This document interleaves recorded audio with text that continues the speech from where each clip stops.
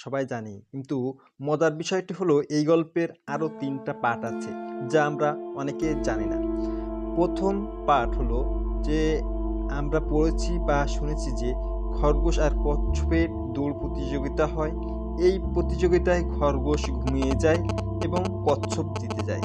এই খরগোশ হেরে যাওয়া থেকে এটা বোঝা যায় যে পরাজয়ের মূল কারণ অতিরিক্ত আত্মবিশ্বাস। তার মানে অতিরিক্ত আত্মবিশ্বাস যে কারোর জন্য ক্ষতিকর।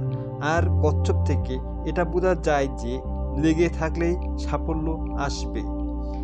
এই গল্পের দ্বিতীয় পার্ট হলো হেরে যাওয়ার পর খরগোশ আবারও কচ্ছপকে দৌড় প্রতিযোগিতার জন্য চ্যালেঞ্জ করলো। কচ্ছপও রাজি হলো। এবার না ঘুমিয়ে সে দৌড় দিল এবং সে জয়ী হলো। আর দ্বিতীয় অংশ থেকে বোঝা যায় যে খরগোশ মন দিয়ে কাজ করলে দ্রুত সফল হওয়া যায়, আর কচ্ছপ থেকে বোঝা যায় যে নিজের গতি অনুযায়ী চলা ভালো।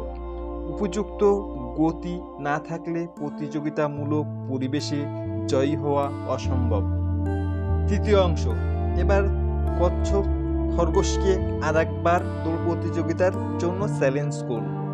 খরগোশও আত্মবিশ্বাস নিয়ে রাজি হয়ে গেল। তখন কচ্ছপ খরগোশকে বলল, আমরা একই রাস্তায় ২ বার প্রতিযোগিতা করেছি, এবার অন্য রাস্তায়। খরগোশও রাজি হয়ে গেল।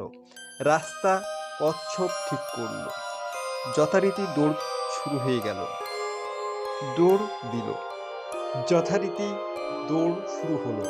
খরগোশ দৌড় দিল, কচ্ছপও তার পিছে পিছে দৌড় দিল। কচ্ছপ যখন খরগোশের কাছে পৌঁছালো, দেখলো খরগোশ দাঁড়িয়ে আছে, কিন্তু গন্তব্যের শেষ সীমায় পৌঁছাতে পারেনি। কারণ নির্ধারিত গন্তব্যের আগে একটি খাল আছে, আর খালে পানি আছে। কচ্ছপ খরগোশের দিকে তাকালো এবং মিষ্টি হেসে খালে নেমে কচ্ছপ নির্ধারিত গন্তব্যে পৌঁছে গেল এবং কচ্ছপ জয়ী হল। এই তৃতীয় অংশে খরগোশ থেকে শিক্ষা হলো, শুধু নিজের শক্তির উপর নির্ভর করলে হবে না, পরিস্থিতি ও বাস্তবতা অনুধাবন করা ভীষণ প্রয়োজন। আর খরগোশ থেকে বোঝা গেল যে প্রথম প্রতিযোগীর দুর্বলতা আগে খুঁজে বের করতে হবে, সে অনুযায়ী পরিকল্পনা গ্রহণ করতে হবে। এবার চতুর্থ অংশ আরো মজাদার। এবার আবার খরগোশ একই রাস্তায় দৌড় প্রতিযোগিতার জন্য কচ্ছপকে বলল। কচ্ছপ রাজি, কিন্তু তারা ঠিক করলো এবার প্রতিযোগী হিসেবে নয়, এবার তারা দৌড়াবে একে অন্যের সহযোগী হিসেবে। শুরু হলো দৌড়। খরগোশ কচ্ছপকে পিঠে তুলে দৌড়ে খালের সামনে থামলো।